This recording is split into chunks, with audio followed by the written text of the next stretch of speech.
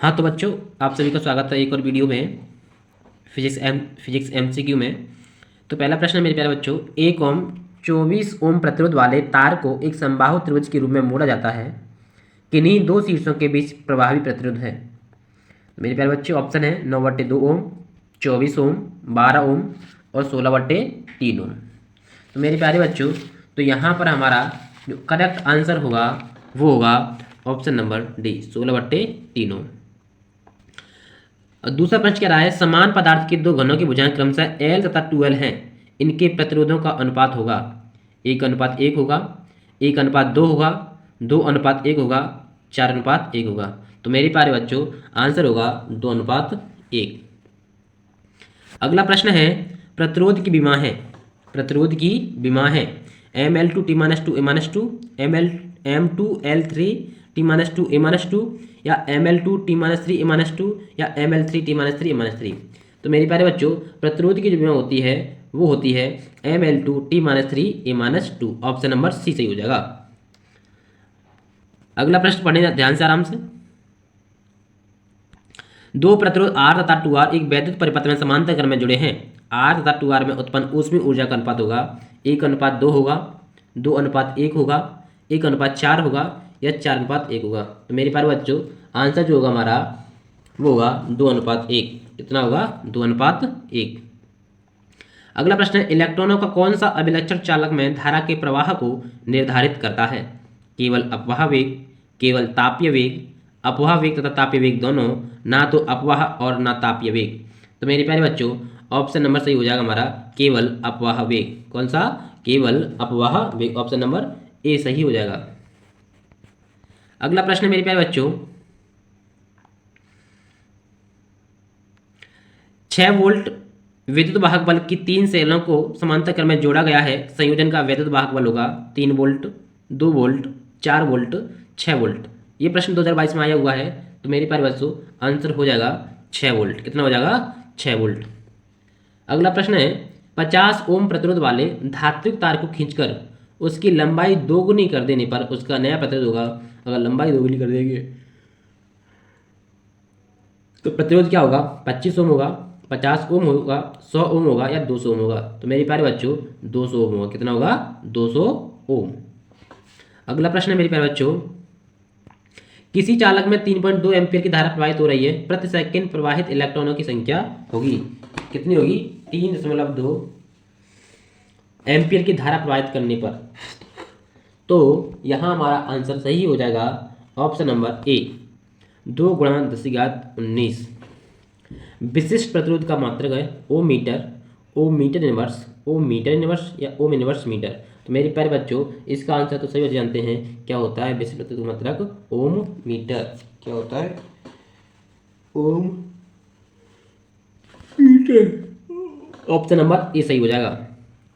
अगला प्रश्न है, एक बेलनाकार चालक की प्रतिरोधकता एवं विशिष्ट चालकता का गुण पर निर्भर करता है। तापक्रम पर, पदार्थ पर, अनुप्रस्थ प्रक्षेप क्षेत्रफल पर, इनमें से कोई नहीं। तो मेरे प्यारे बच्चों, तो इनमें से किसी पर प्रभाव नहीं पड़ता है।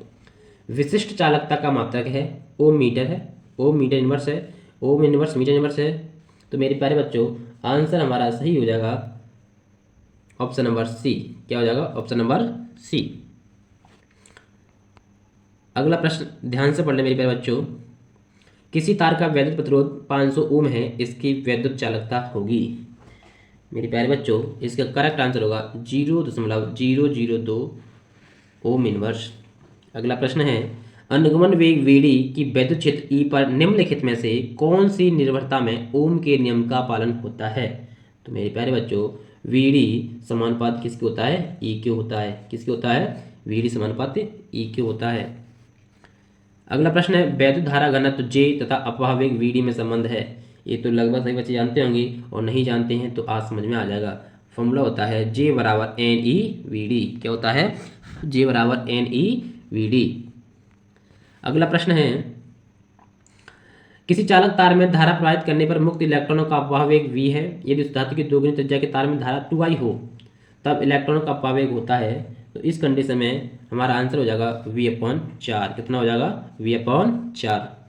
अगला प्रश्न है, 100 वाट 220 वोल्ट का बल्ब 110 वोल्ट की सप्लाई से जुड़ा है, बल्ब में व्यय होने वाली शक्ति होगी, तो मेरे प्यारे बच्चों वो होगी हमारी 25 वाट। कितनी होगी? 25 वाट। अगला प्रश्न है मेरे प्यारे बच्चों, एक बैटरी जिसका वैद्युत वाहक बल 5 वोल्ट है तथा आंतरिक प्रतिरोध 2 ओम है, एक बाह्य प्रतिरोध से जुड़ी है, यदि परिपथ में धारा 0.4 एम्पियर हो तो बैटरी की टर्मिनल वोल्टता होगी। तो मेरे प्यारे बच्चों इसका जो करेक्ट आंसर हो जाएगा हमारा ऑप्शन नंबर डी, 4.2 वोल्ट। अगला प्रश्न है, एक प्राथमिक सेल का वैद्युत वाहक बल 2.4 वोल्ट है, जब इसे लघु पतित कर देते हैं तो यह 4.0 एम्पीयर की धारा देता है। इसका आंतरिक प्रतिरोध है 6 ओम, 1.2 ओम, 4 ओम या 0.6 ओम। तो मेरे प्यारे बच्चों इसका जो करेक्ट आंसर होगा ऑप्शन नंबर डी, 0.6 ओम। अगला प्रश्न है, किरचॉफ के धारा नियम किसके संरक्षण के परिणाम स्वरूप है? ऊर्जा, संवेग, आवेश या फिर द्रव्यमान। तो मेरे प्यारे बच्चों यहाँ पर आंसर हो जाएगा ऑप्शन नंबर डी, द्रव्यमान।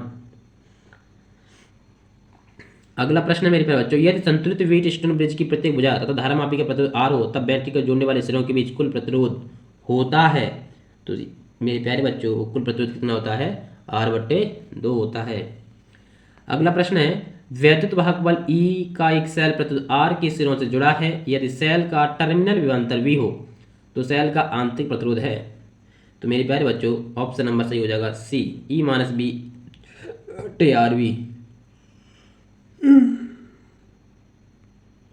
अगला प्रश्न मेरे प्यारे बच्चों, एक समान वैद्युत वाहक बल E1 बराबर E2 हो, आंतरिक प्रतिरोध R1 बराबर R2 हो, ये दो आदर्श बैटरियां समांतर क्रम में जोड़ी गई हैं, इनका तुल्य वैद्युत वाहक बल E तथा आंतरिक प्रतिरोध R है, सही विकल्प होगा। तो मेरे प्यारे बच्चों इसका सही विकल्प होगा ऑप्शन नंबर सी, E1 बराबर E2, R1 is less than R1 and R is less than R2। Video अच्छी लगी हो चैनल को ज़्यादा से ज़्यादा शेयर कीजिए और चैनल को सब्सक्राइब कीजिए। धन्यवाद।